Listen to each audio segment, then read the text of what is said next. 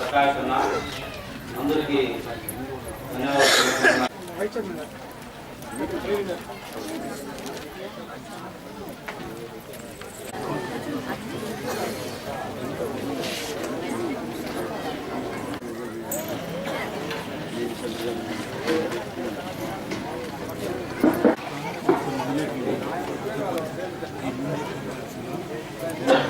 జనార్దన్ గారికి, కె సుజాత గారికి,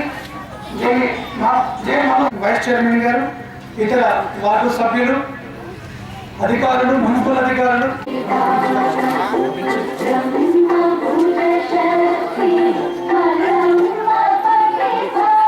ఈ ప్రభుత్వాన్ని మేము ఒకటే కోరుకుంటున్నాము.